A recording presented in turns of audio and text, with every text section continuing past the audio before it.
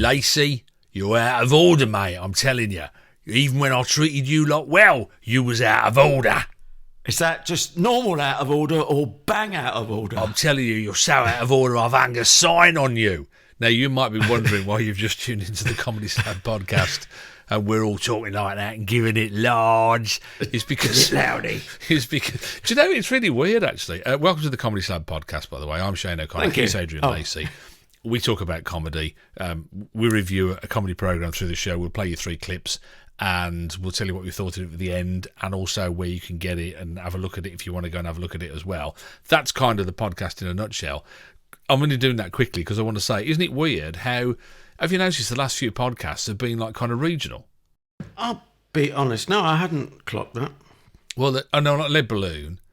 No, it started with Derry Girls. Didn't we? No, it started with Fags, Mags and Bags because we did Make Scottish. your mind up, mate. We did Scottish for that. And then, it would have started with the Flight to the Conchords before, a couple of ones before that, but we couldn't do Kiwi between us. We were Fish and Chups. So Fags, Mags and Bags Scottish, Derry Girls Northern Irish, Old Harry's Game, Hell. Well, that's the underworld, yeah. Hell, where's that? So, Basingstoke. That's London to you, isn't it? Oh, right. Lead Balloon, Skip a Beat, and then... Did you... Hang on. Skipped a bit. So we didn't do anything for Lead Balloon. We didn't do an accent, did we? Did we do an accent? Well, because I'm a Londoner, innit? So, shouldn't you hold your lapel when you do that? Maybe it's because I'm a Londoner. Oi! I'm doing the Lambeth walk, innit? Even though I ain't in Lambeth. If I could Lambeth walk like that, I wouldn't need a talcum powder, would I? You know what I mean? It's sweet. Anyway, before we head off into the depths of our Cockney classic that we're looking at this week, well, will it be a Cockney classic? Who knows? You spotted some news, didn't you, about, what was it, a stage show? Well, and then I thought of something else I want to mention, but perhaps you can mention it. I don't know if you got access to that very lovely post on the Book of Face. Oh, yeah, I'll grab that in a minute. Yeah. We'll come to that in a sec. Yeah. Yes, imagine my surprise when I read, this is on the wonderful chortle.co.uk, top headline, new Frankie Howard play to open. I went, oh, no, don't. No. Titter you not. Well, I think they want us to titter rather than titter not. So a new play about the clandestine relationship between comedy legend Frankie Howard and his lover Dennis Hamer, I'm assuming that's pronounced. It's having its world premiere next month. So, yeah, that piqued my interest. Well, the only reason I'd have thought, and it piqued mine as well, was the best person I ever saw imitate Frankie Howard. Yeah. You'll know where I'm going with this, won't you, I think? Who was that? Well... I was confusing it with Tommy Cooper because it's a Robson thingy. Oh yeah, Tommy Cooper, didn't he? Yeah, no, it was a BBC thing. Shall I put you out in in the BBC 4 biopic? Yeah. Oh, don't tell me, don't. No, it is misery because I know, but I'm going to be so frustrated because random access memory is not quite up to speed. I just can't get over the fact that you said biopic and not biopic. Well, isn't one where they take bits of your body out to go and test? Just take your nose. I always get it wrong. I'm just having a quick biopic. That's a nose pick. I'm always picking my nose. I would say biopic. I would have thought you'd have said biopic. I learned it to say it like that from Barry Norman. I think he says biopic. Oh, did you? Yes. Well, which of the two of us worked with Barry Norman, darling? Well, if you mean by worked with him, do you mean did you watch him? Did I pin a mic on him in your dressing gown? whilst he was doing it? Then yes, I did work with him regularly every week. Well, he did mention someone in the Midlands who their dressing gown was kept falling shall over. We say? I wasn't going to put it that unsubtly. Every time he came to the top 10. It wasn't Paul Merton playing Frankie Howard, was it? But it was someone of a similar ilk. Someone who might be a stand-up as well as an actor. Yeah, no, not a stand-up. I don't think. People can tell I'm not cheating because I would have Googled it by now. Google it. That's just a no. That's annoying me. Did you worked on film? Did you? You can only call it film, can't you? Because it was named after the year, wasn't it? So film. Yeah, I wouldn't want to say. No, come on, it wasn't that far back. hadn't started then. But yeah, lovely guy, may I say, and I'm not just saying it because sadly he's no longer with us. Really genuinely pleasant, warm guy. And considering he was that powerful, when they moved the day of, well, I don't know which came first, to be honest, but he did have a huge sway over what people went to see, didn't he? I'm not imagining it. Don't you did an Alan Partridge? Well, it's like revamping our news output. Well, that's rubbish though, because I went to the pub the other day and I came out and the fresh air hit me and I had a huge sway as well. So, you know, yeah, but for completely different reasons. As I said to Martin Luther King, I said, we've all had a dream, love. I mean, I have cheese before I go to bed. You wouldn't believe the things I've seen. Oh, God. I'm not going to go any further down that particular cul-de-sac. Anyway, no, when they changed the day of the film whatever, XX programme, and I don't mean it was double X-rated, they changed the day of release. Are you going to slurp now, just to undermine me? Cap and Rosy, mate. Cap and Rosy. Nice cup of rosy. You have a ruby afterwards, won't you? You have a flipping ruby. Yeah. Anyway, they changed the day of releasing the films, is all I was going to say. Oh, really? So that's how powerful it was. The two were in sync and remained in sync even when the day changed of release. Never really reached the heights, did they, once he stopped doing it? You know, with Jonathan With Ross. John Ross. Well, you never were a Rossi fan, if we're brutally honest. I don't mind. I mean, if he came round the house and started messing with all my magazines, I would say, Rossi, no. Stop it. Pack it in, mate. You're having a laugh, mate. Yeah, no, I don't. I can take or leave him. I mean, I thought his radio stuff was rubbish, but his chat show, he's one of the least worst of the chat show genre that we have now. Like, you know, they're all about them rather than about the guest. Well, it's been like that for years, hasn't it? Yeah, it's a really sad state of affairs, you know. Yeah. No, I take your point about the film programme. Yeah, I think Barry was it. He was it, wasn't he? He owned it. It was his. And then when he left, he took everything with him.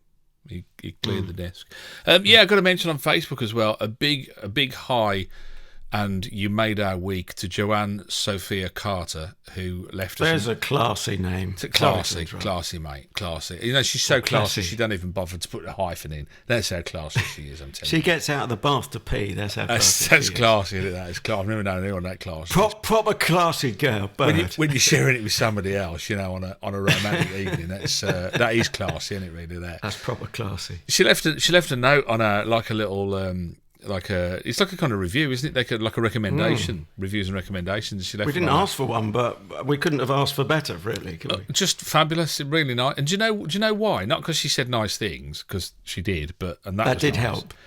But you just kind of think, oh my word, somebody who gets what we're trying to do, this whole discourse. Yeah, they're like, you know, we get comments on YouTube from people saying, you can't say what's good and what's bad. Well, we can. We just did for an hour, mate. You should have listened to it. It was there, you know. And also, they decided that our podcast wasn't good, which is their right, but they don't seem to have noticed that they've had an opinion on us. But the irony was and they think, oh, Whoosh. No. But anyway, she said, if you're a comedy aficionado, then you'll love the media-infused flavour of industry insiders Shane and Adrian's take on a variety of TV and radio comedy shows. Sometimes I disagree with their conclusions and ratings, but as they both, quotes, show their workings, I do you, madam. That's your dressing gown again, isn't it? I thought if I stumbled enough, she'd mention money.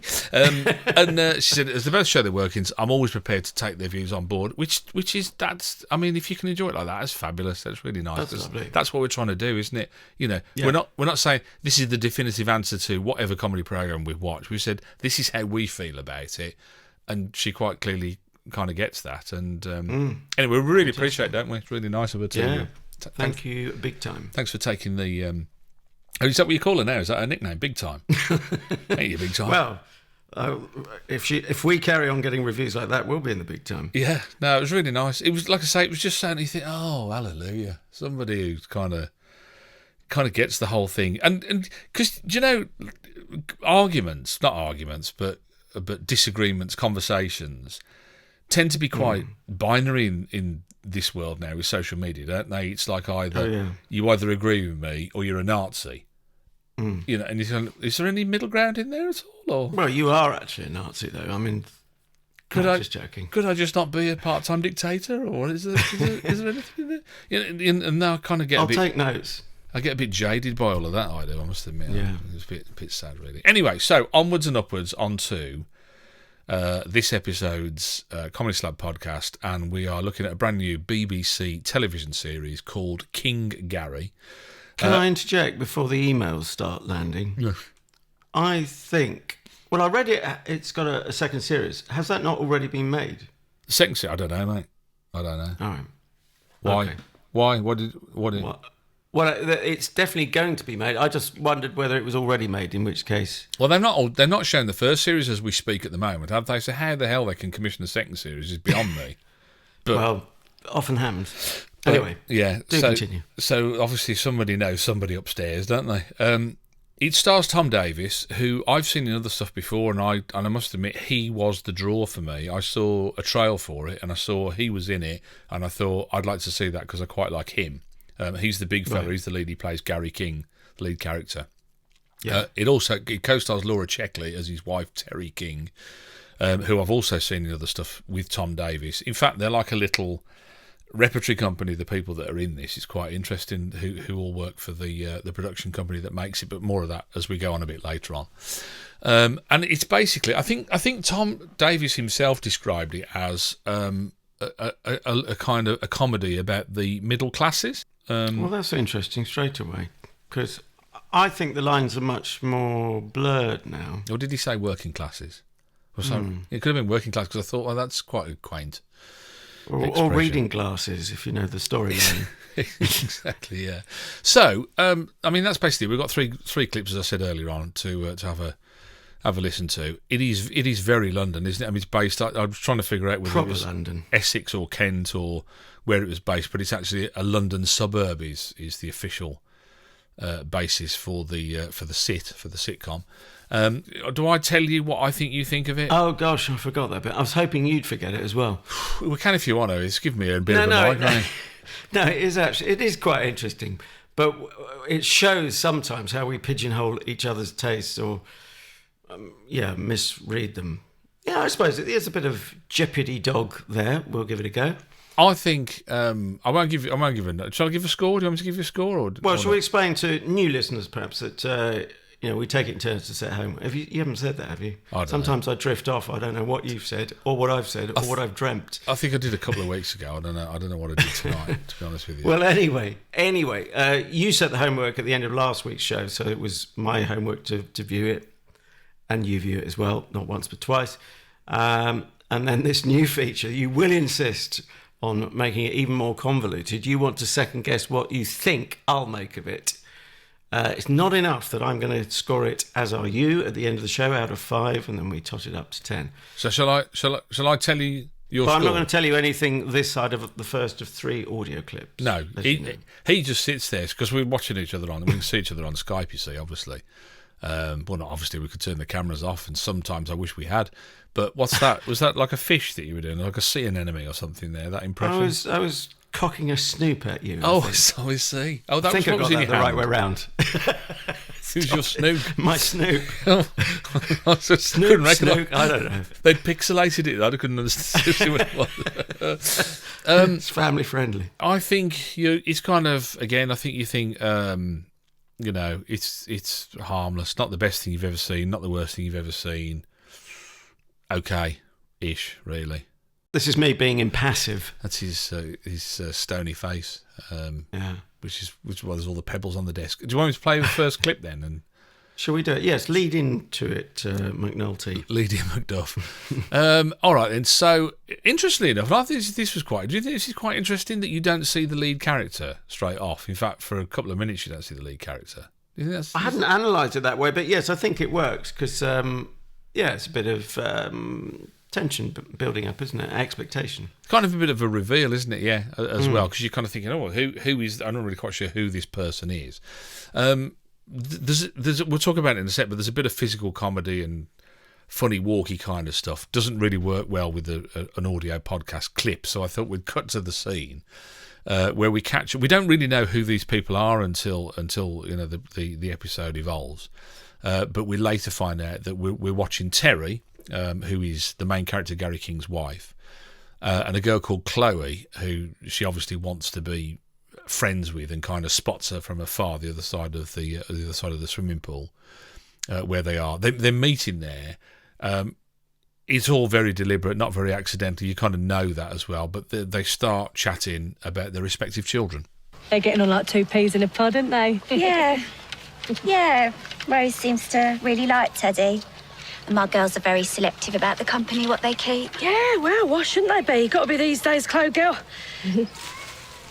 Wowee. Whoa. Whoa, whoa, whoa. What are them on your plates, babe? They're a bit special, aren't they? They're Gucci ones. My Darren got them when he went to play golf in Dubai. I love them. I mean, they're lully. I mean, they are like top-class lully.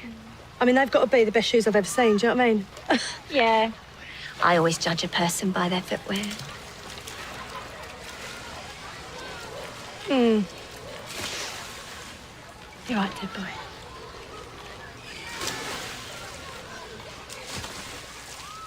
So, Rose was just wondering whether Teddy wanted to grab some food later. Yeah. Right. Yeah, I'd love that. We'd love that, wouldn't we, Ted boy? Yeah? Be well up for that, wouldn't we? Great.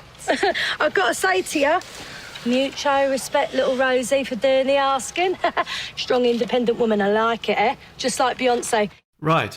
In case you hadn't filled in the gaps, but you probably did, even though it was audio, there were cutaways there. That's why the dialogue went a bit quiet for a bit, where we saw the comparative footwear of Chloe as against Terry's footwear. Laura Checkley is a revelation to me. But anyway, look, I'm getting in too deep too soon, aren't I? Right. You want a headline? It's really annoying, actually, because I wrote a really cracking headline. What's annoying? That mine's not going to be as good. And then I realised that you don't need one. I don't need one. I was absolutely gutted. Well, do yours anyway after mine. I'm not sure how good mine's going to be, but and here's the thing: I wrote it before the second viewing. Okay, it's like getting overexcited before the second house if you're a performer after the matinee, and I feel slightly different. So anyway, you might as well know where I got to with my headline before the second viewing, which was the show, of course, is called King Gary. Gary may be king, but I'm a Republican. Right. See what I did there? Yeah. Okay. What was your wonderful headline we're about to hear? Mine was, listen to this. Better be good. You might want to frame this one. Mine was, King Gary has thrown me. Oh. But it's a bit imprecise, isn't it? Because thrown you in a good way or in a bad way? I'm guessing, I think, in a good way. I'm an enigma, aren't I? That's why I do it like that. You're a mystery wrapped up in an enigma. I'm wrapped up in something, yeah. You're not properly in a dressing gown. Yeah, I mean, you didn't like it then. You didn't... I liked it more on the second viewing, and I respected it, and I think it's done well, but kind as I want to be to it, it ain't for me, babe. That's the reality. It ain't for me. Do you know what I love about this podcast as well, though? When it ain't for you, babe, we as you know, we were saying about the comments said earlier, we try and say why it's not for us. I mean, that's we show our working. The problem that we have, I suspect, on this episode of the Comedy Slab is it's not for me either. Oh dear. Shall we go home? I've came away sick as a parrot, mate. Sick as a parrot. For so many reasons, and I started listing the reasons in my notes, and I kind of felt really bad about all the reasons. That, you know what I mean? I kind of think, oh, this is just slamming it now, really. But yeah, I and the really annoying part is, don't you think it should work on paper when you look at the people that are in it? Well, I have to say, Simon Day, I've always got time for. Of course, came across him when indeed I worked on the Fast Show. And sir, did you, sir? I drop that? I think we're more than 10 minutes in before my first name drop. Oh, except I name dropped Barry Norman, so that failed. Fell at the first hurdle. You can put someday in virtually anything, and I will enjoy it. And yet he's in this, and it wasn't enough to resurrect it. I mean, he only had 2 scenes, didn't he? Because he plays... Yeah, beginning and end, really, or towards the beginning and end. Yeah, he plays... and the one I didn't get until I watched it the second time. I didn't know what was happening, and I thought, oh, right, I kind of get that. We'll come to that a bit later. But he plays Gary King's dad, doesn't he? He plays Tom Davis's dad. Yeah. It's a kind of building dynasty, isn't it? Yeah. Construction dynasty. And same name as he, so he's Big Gary. He's not Big Gal, as they call him, and Gary is just Gal. Yeah. But yeah, and Laura Checkley, who you mentioned, Tom Davis, Simon Day, not in this episode, but in the series, Ramesh Ranganathan's in it as well, who, again, you know, he's not an half bad comedy actor. I'd like to see an episode with him in and see how much screen time he had as well. But where did it fall down for you then? I don't know. There wasn't a particular place. It's probably not enough to say it's just not my world, because loads of shows I watch and enjoy aren't my world. Although there are exceptions like Alan Partridge, which is my world, moving in the world of radio, as we both have.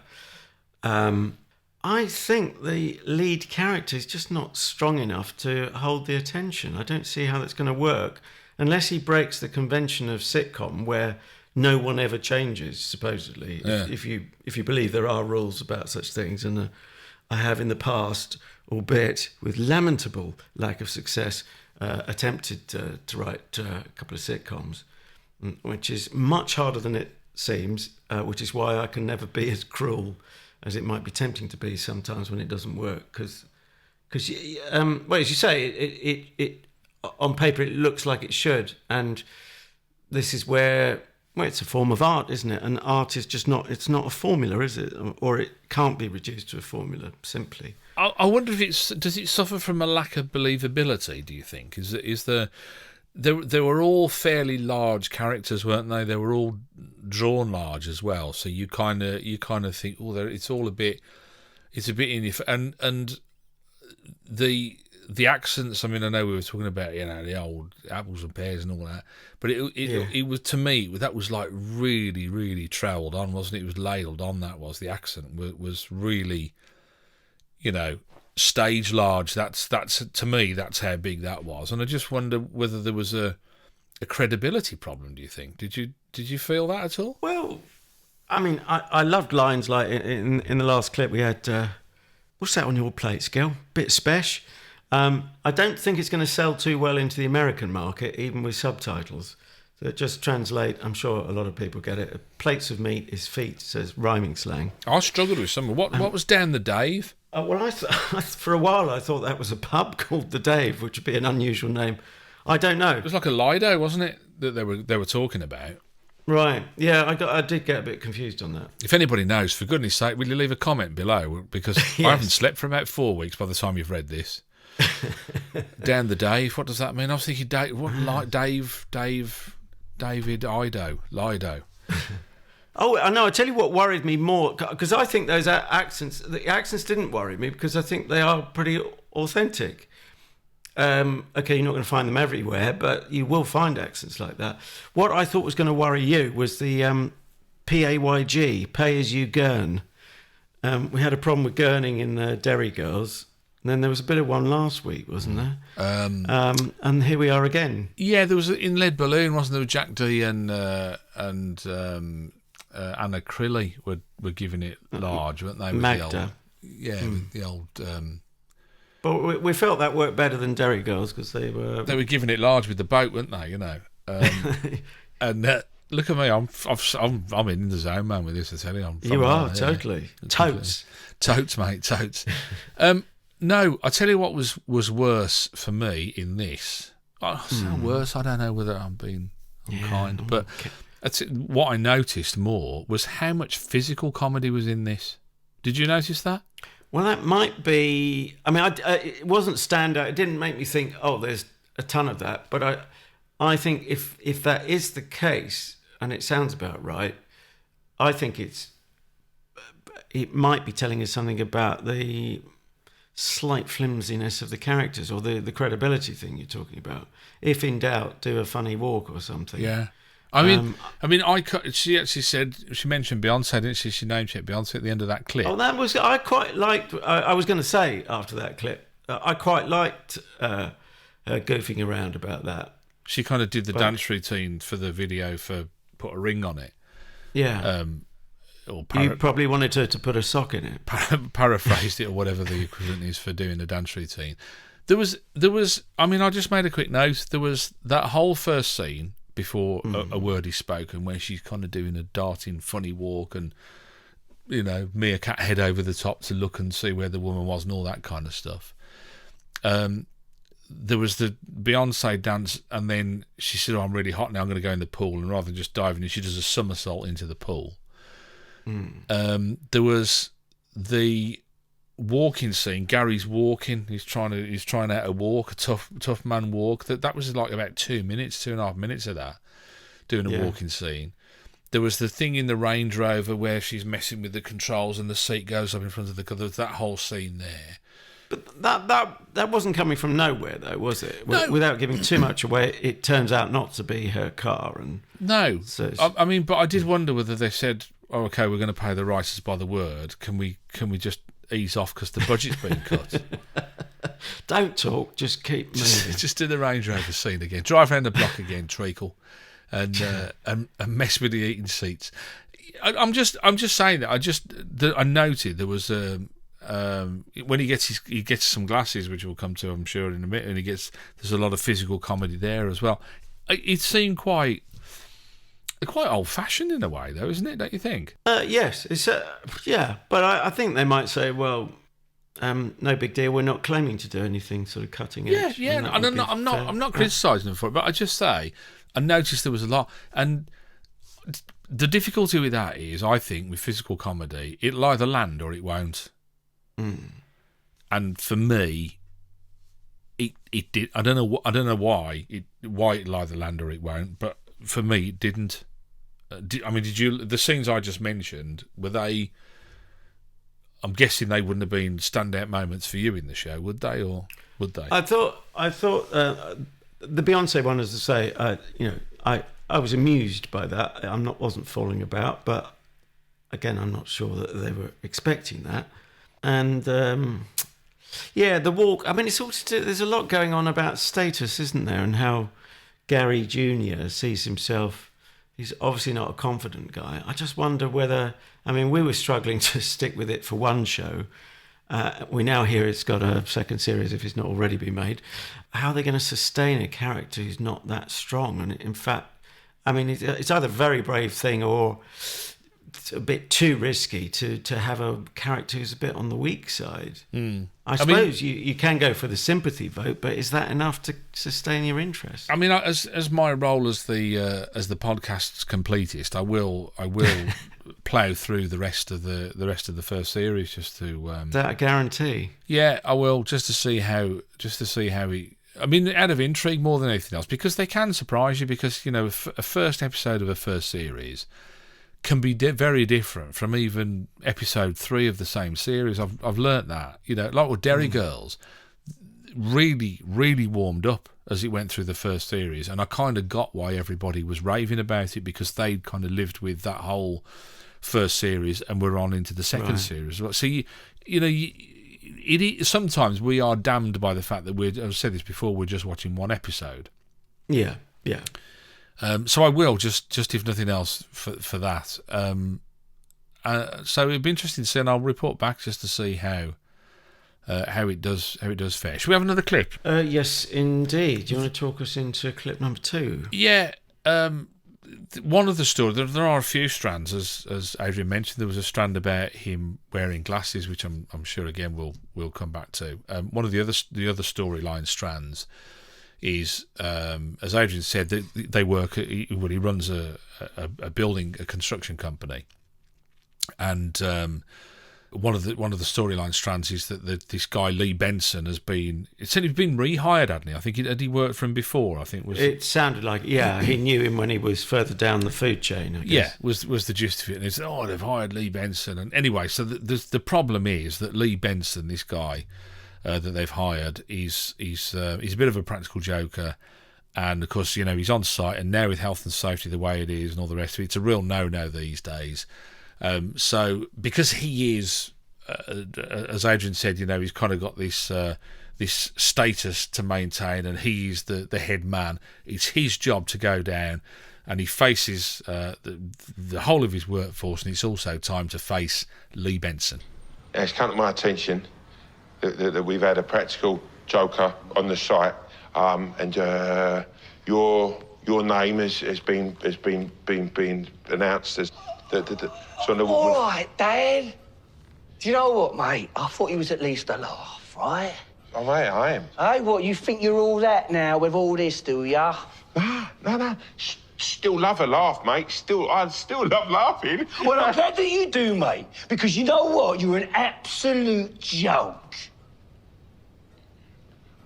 Don't be like that. Well, Don't do that, because... What? What, mate? What are you going to do? What are you going to do? You're fine. No. Of course I'm not. No, what I was going to... Yeah. Oh. Well, you're scared of a little watch, are you? No, it's just the way you raised your arm there. I didn't even know you had a watch on. No, see that, Tom, is very much... Could you see that, mate? You see that right there? I'll make that pub o'clock, mate. It's not, mate. So I'm going to go for an early lunch. I'm nipping down a spoon. Benson, mate. Lee. Duchess. Lee. It's 10 a.m, mate. It's not pub o'clock. It's 10 a.m, pal. Benson! Before I forget, it's a Shiny Button production for the BBC. You'll find it on iPlayer as we speak, although not for that much longer, a couple of weeks or so. So don't hang about. But later episodes in the series will be consequently knocked on by however many weeks as it's going out. And they're part of the Endemol Shine group. But that aside, do you know how tall this Tom Davis guy is? Who plays Gary? I do, Jr.? sadly, yeah. Why is it sad? Well, because I mean, this is how this podcast gets you, isn't it? Before you know it, you're down the pub going, do you know how tall Tom Davis is? It's not even pub o'clock though, mate. Well, shame, mate. It ain't it's pub 11. o'clock. It's 11. No, It's 11. Come back, mate. Come back. Do some work, mate. Anyway, I've been a bit slow here. I didn't twig, of course. He's done fine work in Murder in Successville, which I think only last week weren't we saying we should slab. I've been thinking that for some time. Yeah. So he is the obviously tall. Is he a copper in that, an investigator? Yeah. Or is he? Yeah, he's one. Isn't he one of the detectives or the main detective? Is he or something? Well, there's another guy, isn't there? An older. I didn't know from that. I'd seen him in bit parts and stuff, but the big thing I saw him in, and also Laura Checkley as well, plays opposite him in that one. His Action Team, which I know it's not. Which I watched, and he plays about. I think he plays at least two roles. He plays the good guy. Action Team are like a group of spy espionage people who work for the government who go and in a James Bond kind of way kill baddies. Right. And he also plays one of the baddies. I was thinking, surely that's Baldrick. No, Tony Robinson. No, that's Time Team. I got my wrong teams. Anyway, you didn't tell people how tall he is. Well, I don't need to because you know, but we both tell our confirmed audience that we knew how tall he was, but neither of us said how tall. All right, you need to write it down, mate, on a post-it note. Yeah. Hold it up to the camera just so I know you're not cheating. What do you think I am? Made a post-it notes. I think you are after last week. We'll say it after three. You ready? 1, 2, 3. 6 foot 7. 6 foot 7. You copied me. You didn't know how tall I he was. know. I just got a slow reflex. Yes. Anyway, 6 foot 7 it is. They play on that, don't they? As well, like he's got the skinny jeans on, and a bit of a belly. They've or obviously, it could be a cushion. And he's like the tight shirt and all that stuff. They've obviously said to wardrobe, "Can you accentuate his look?" And made again the physical comedy kind of stuff. You did some physical comedy there. What have you hit? I'm just showing. I just banged my hand on the desk just as I You need anger management classes. I do a lot of gesticulating during this whole process. But what does his Keiko mean? That's another one. Was that cake hole? No, he's Keiko. I think it meant he's minted. He's rich. Oh, he's loaded. He's Keiko. I did look it up. Well, I hope it's. I'm not saying something rude now. You do really need a Cockney rhyming slang book, don't you? You do, but some of them aren't that reliable anyway, because it's a language of the street. It's and because it is changing, as we're saying. I was. Do you know? I came away feeling a little bit disappointed that it was London. Oh, I take that personally as someone who was born there. Well, I would. That's why I meant it. Oh, you're rotter. You're goading me. You are. No, I did. I just kind of thought, really? Yeah, but come on. Apart from, there's going to be a whole long list, like what have the Romans done for us? Yeah. But apart from Lead Balloon, recently we haven't had that many London shows at all. Well, you get EastEnders 3 times a week. That's enough for everybody, isn't it, really, I suppose? But that's not meant to be played for laughs, except when Barry from EastEnders was on. Yeah. Back in my day. Yeah, well, I was laughing about that the other day. That's why the ratings went down, isn't it? Because it's so depressing, really. That's why I stopped watching it, I'll be honest with you. But, yeah. Well, I think people would say, people who follow the show, that's why it did so well. I mean, it was at its bleakest when it started, and it was at its most popular. It's under 5 million now. Couldn't believe it. Is it? Yeah, it was regularly pulling in 19 million when I worked on it in the... Ange, I want a divorce. You can have a divorce. Yeah. But yeah, yes. Well, I don't know. I mean, I'd have to have a look. Nothing springs to mind, I suppose, really. But I've forgotten the sentence was so long. What was going to spring to mind? About any London-based. There seems to be a lot of London and home counties based stuff. That's how it feels from outside of London and home counties. I mean, my defence is always, and it is a rational argument, where's the greatest number of people? You can't not have, a city of 8.5 million, the capital city. You can't ignore it. We're doing our best. Well, it ain't working, mate. It ain't working. You, like many other people, have no idea how people outside the M25 view London. That's just where you're wrong, because I live outside the M25 these days. Well, yeah, marginally. But, I mean, okay. You live on the hard shoulder of lane, just inside lane 1. So I live on the edge, on the edge of the hard shoulder. If you drive past Heathrow, you can see his tent just sticking out the grass. Just wave. So, handy for getting cut price tickets. Yeah. Okay, that aside, because you carry the permanent chip on the shoulder of the chippy Brummy. Not at all. I just think. Don't take it, mate. Don't take it. I just think. Don't take the bait, mate. Just sometimes I think it could. I don't know. It just would have been. The problem is because the stuff is commissioned there as well. It just seems lazy to me. Because if all the stuff was commissioned in Manchester and they set it all in Manchester, I would say exactly the same thing. Well, it is. Look, the good news is for you types outside the M25. No, good news for all of us. The peasants, you mean? I couldn't possibly comment, but there's going to be more and more made in the regions, and there's a very active push out that way. The regions. That's exactly. How do you want me now, darling? London say. You're in the regions. Oh, look at you. How do you want me to describe you folk? The rest of the country. The whole country. That's too many syllables. We haven't got time for that. We're too busy quaffing port. Yeah. The regions. Anyway, look, there is a push to do that. Whatever you want to call it, the bit that's not London, right?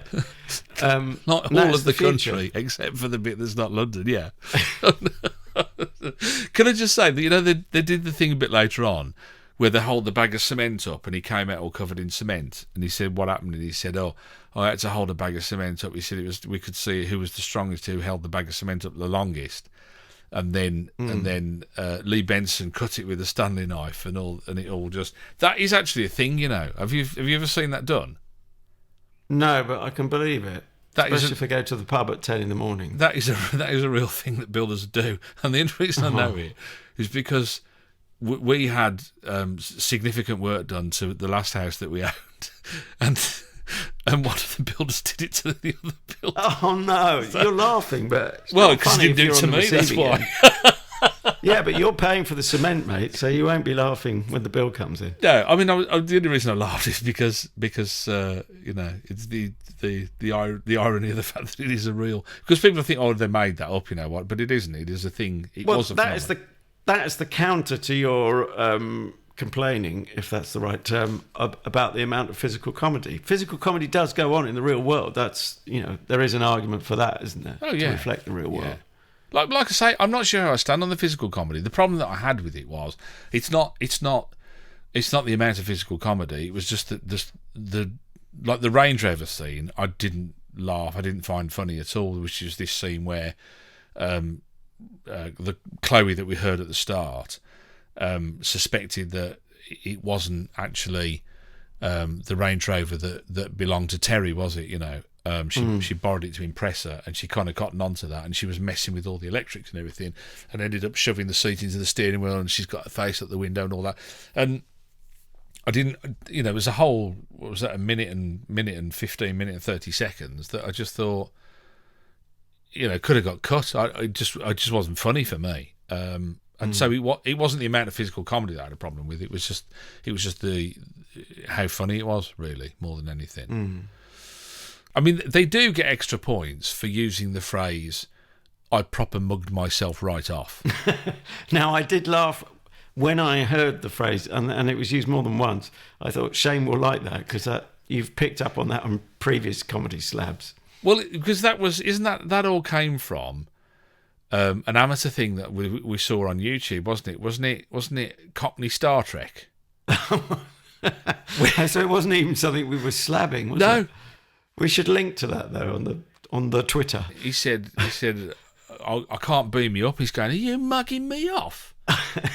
No, he said, there's something wrong with the beam. I can't beam you up, Scott. He's going, you're mugging me off, mate. Are you mugging me? I'm not mugging you off. And that's where it kind of came from, wasn't it? I think it was Cockney Star Trek, which is what a wonderful concept. Final clip? Let's do it. Okay. I mean, to cut a long story short, it's the same thread really, where you know, all about Lee Benson, and he comes back to site and he wants to fight Gary, and he's really upset because he said that Gary's been putting it about that he made Lee Benson cry, which I do kind of like. That kind of makes me titter a bit. You know, this idea that they're all grown men, but if he insults his manhood by saying, you know, he made him cry, he gets really upset about it. Just a bit. It's not the worst thing he could say. So Lee Benson turns up on site, but also so does Gary's dad. You all right? Not really. I was handling that. I had it handled. You didn't need to get involved, Dad. Really? Handled? Son, you ain't got the minerals to deal with psychos like Benson. There's no shame in that. I had it all sorted, mate. Look, the hardest thing in the world is for a grown man to ask another man for help, to admit he's bitten off more than he can chew. Yeah, mate, you're right, Dad. I ain't been seeing straight for a while.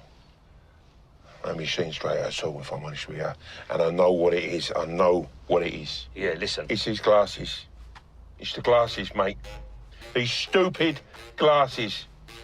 Honestly, nothing has gone right for me since I've had these glasses. They've done me up and undermined me at every single turn.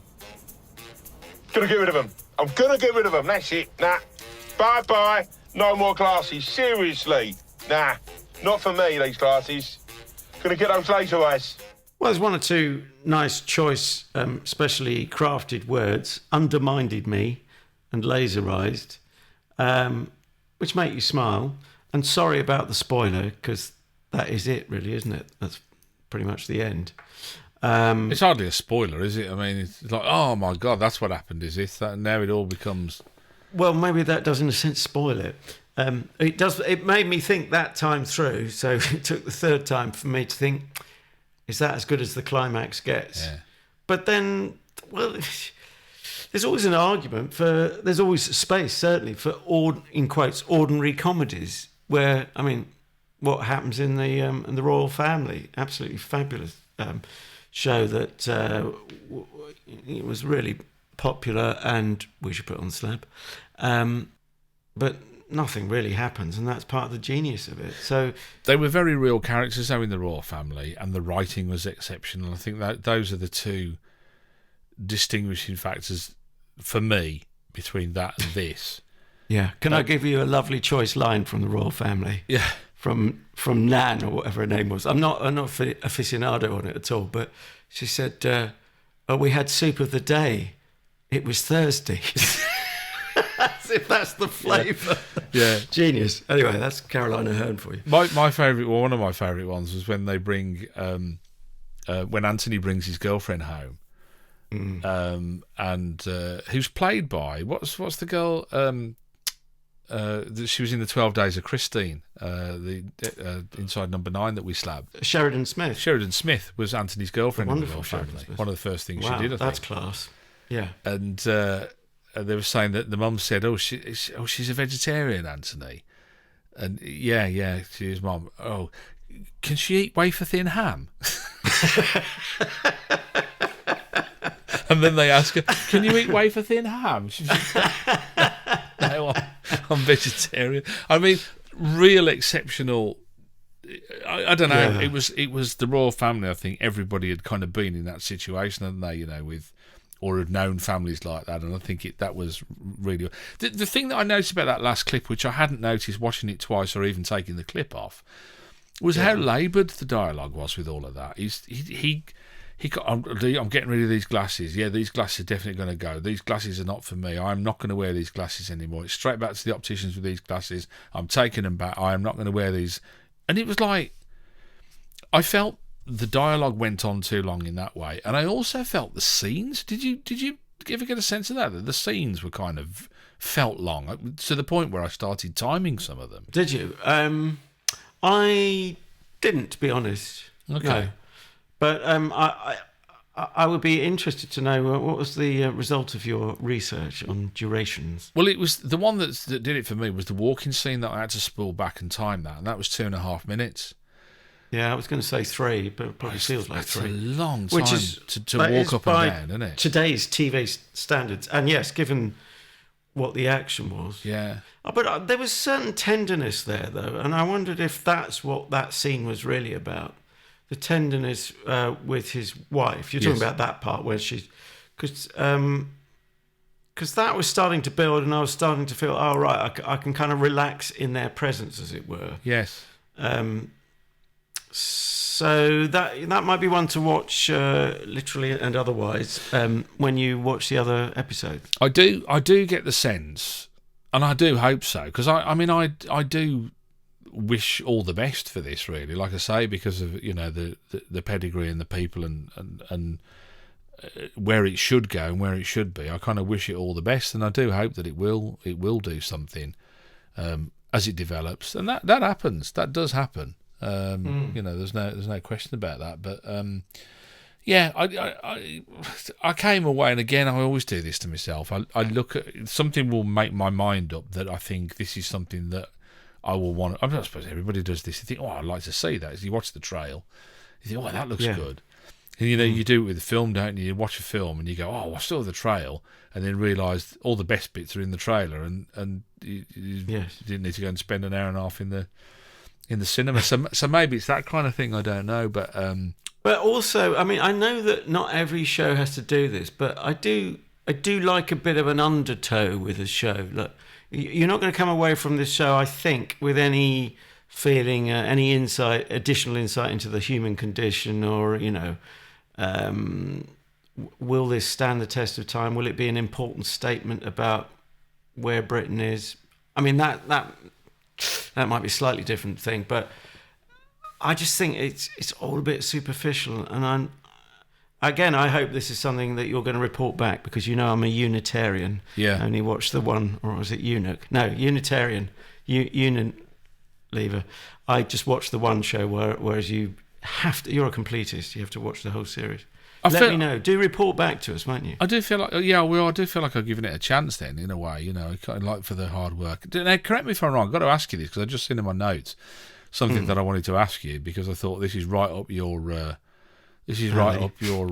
Hang on, right up your. But this is turning into a Two Ronnie sketch. I went to the doctors. He said, "You got a problem with your So Carry on. it's the wife, isn't it? It said she's under the under the sideboard? No, under the she's under the doctor. Under the doctor. Oh, right, okay.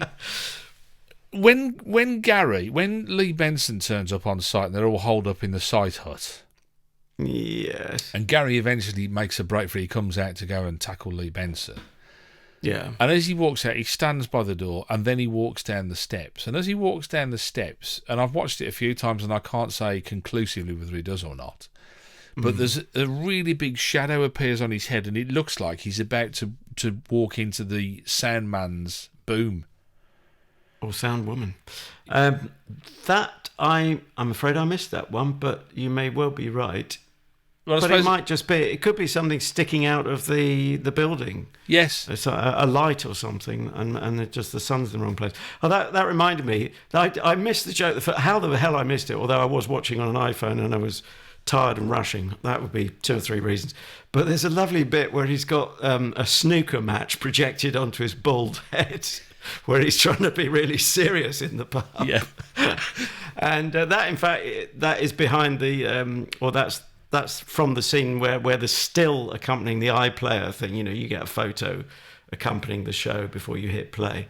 They've chosen that, have they? Yeah. Yeah. Not the. Well, he's under a light. Yeah, it's slightly different, but yeah, people can see it themselves on iPlayer. We can't put off the marking any longer, can we? No. Although even now I'm unsure. Can I buy time and send you first? Do you want me to do it first? I'll take the pain out of this. I would give it a 2 out of 5. But just like I say, based on this first episode of the first series, and just which we can only do is based on what we saw. Hugely disappointed. I had great expectations, and I thought it was going to be something that would really appeal. But I felt let down on so many different levels in terms of the stuff that I've mentioned, duration of scenes, laboured dialogue, very large characters who I didn't really feel were believable, accents that I didn't feel were believable. The whole thing just left me with too much that I just thought, no, I don't think so. That's a 2 out of 5 for me. What about you? Just quickly, on the writing front, and you just thought, well, I don't know the mechanics and the politics and all of that, but did you notice Jeff Norcott got a credit, a stand-up act we've talked about before? Oh, right. For additional material, I think it was the credit for. So oh, no, I didn't not the main that, writer, but yeah. That passed me by, that one. Interesting, but you just thought, well, it depends how much they let him do, but a stand-up of all people in the world of comedy, and to be fair, Tom Davis has been a stand-up, I see from his bio. It's all about economy of line, like a cartoonist, isn't it? The absolute bare minimum to get the laugh. So yeah, don't know what was going on there, but it may well warm up as you go along. I don't know. Earlier today I was thinking 2 out of 5, and then I thought that's a bit mean. It's 2.5, a bit closer to it. I'm going to say 2.5 because I warmed up a bit on the second viewing. Okay, and, 4.5 out of 5 then for King Gary, which is currently on the iPlayer, isn't it? I'll put a link into to go and have a look and whatever. So and as you say, second series commissioned. I'm quite to work out how that one works, but there you go. So homework for next week then, boyo. Yes. Now this is long overdue, and it's also prompted by someone on Twitter. We'll give her credit next week, but anyone can suggest a show for us to put on the slab of comedy. We don't guarantee we'll always go with it, but just as last week was a choice that we went with, this one is 2, and it's something I've been meaning to put on the slab for ages. The Trip, which is Rob Brydon and Steve Coogan. I think we can call it a vehicle because they're always in a vehicle or they're always on the move. And I'm not quite going for the series that was originally suggested via Twitter. We're just like the DJs we started out as. We slightly annoy the punters who write in with a request and we're saying we haven't quite got that. But we've got something that we think you're going to enjoy every bit as much. We hope we all enjoy it. Anyway, so I am going to go for, forgive me for repetition, but I think it's as the song goes, it's a very good place to start. Series 1, Episode 1 of The Trip, BBC show. It was Series 1 was BBC, and then it's since moved to Sky. But that will be interesting. I'm intrigued. I've just seen a couple of the first series, but I don't think I've seen the first episode. Okay. Yeah, it'd be it's just hitting, isn't it? Is it 4 or 5? It's hitting now. The latest series, Greece, is just started to show on Sky, hasn't it? On Sky, yeah. I think it's 4, but that's 4. off the top of my head. 4, yeah. I was thinking with these things as well. Very often the scenery is like a third cast member to the two of them, isn't it? Really, you know. But even in this country as well, they go to some lovely places as well. All right, then that's for next week. Don't forget, if you want to catch up with previous episodes of the Comedy Slab, you can do. You can get us on Spreaker and Stitcher and iHeartRadio, and you can get us on Apple Podcasts. And many other places as well, if we've not mentioned your favourite one. If we're not on it, actually. Spotify we're on as well. If we're not on your favourite one, give us a shout and I'll see what I can do. We'll get that stuck on there, because you can comment on YouTube, where we have a kind of visual version of what we're doing. And there are lots of other places you can leave comments, including lavatory walls around the UK. Don't get, I shouldn't encourage her, don't get overexcited about the visuals on YouTube. Although, in fairness, we're not oil paintings necessarily, so perhaps it is best that you don't actually see us as us, other than the still photo. Anyway, on anti-social media, we are, well, you could have guessed, at Comedy Slab on the twits, on Twitter, and also there is a Facebook page, which the wonderful Joanne found us via, and that is also at Comedy Slab. So till next time, thank you very much for being with us. Thanks for your company, and if you can, give your friends a mention that we're doing this. If you've enjoyed it, if they haven't enjoyed it, obviously, you know, you can still cause your enemies, cause them some pain. Well, no, do it to your friends and cause them some pain. It's always good for a giggle, isn't it? Really, go, I thought you said it was good. You know, these idiots. Then we're always in the market for that one. In the meantime, I'm off to Eco. I'm going to go up the Apples and Pears and up the Elephant and Castle, and I don't know, up round a bend. I don't know. I've run out of Cockney rhyming slang now. Up the Roy and Castle. Up the Khyber Pass. I just leave it.